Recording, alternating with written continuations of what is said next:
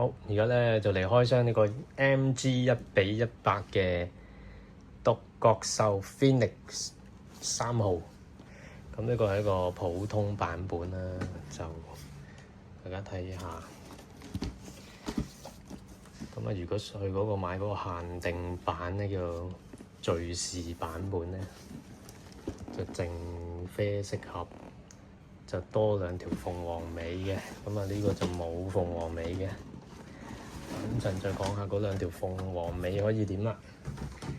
好啦，咁啊裏邊咧金光閃閃，咁佢啲袋好好嘅，兩塊金色組件，佢有袋中袋嘅，咁啊防止刮花啦。呢個係個 DE 大盾，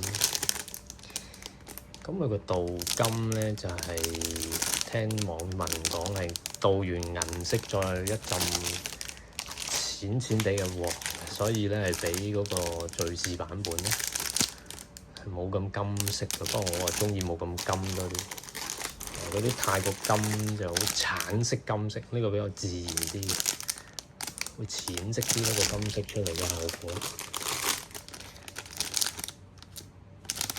藍色透明組件，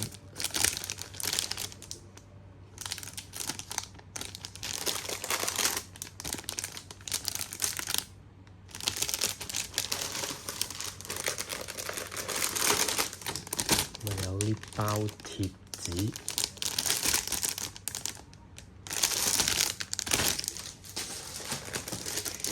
透明精神組件。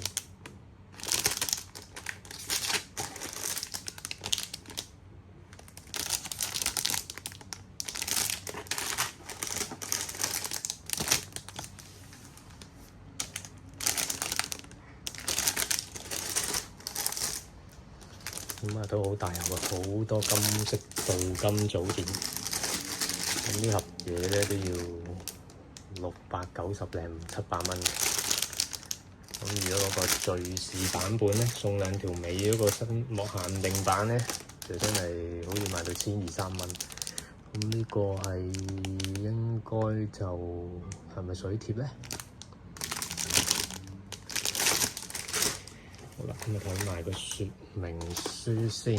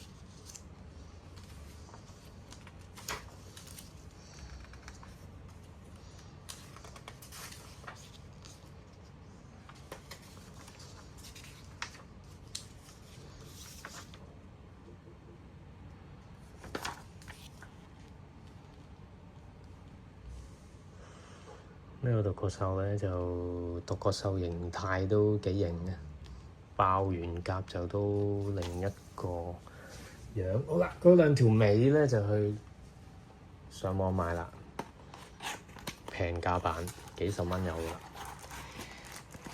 咁咧呢兩個就係焊接嘅組件啦。咁啊，兩塊魚尾鳳凰尾嘅組件一模一樣嘅。咁啊，說明書好易冚啦。啊，多呢兩嚿咧就鑲翻落個D盾度啦。咁啊，睇下兩個嘅色差嗱，呢個就廉價版，嗰個大啲啲筒容易睇啲，反下光。咁啊，原裝嗰個咧，感覺上咧，始終手機影就係淺色啲嘅。咁拍落去睇到啦。咁啊，國產嗰個咧就啲線條就粗啲，橙黃色啲嘅。咁不過其實爭好少嘅啫，我相信砌出嚟。咁啊，開完箱啦。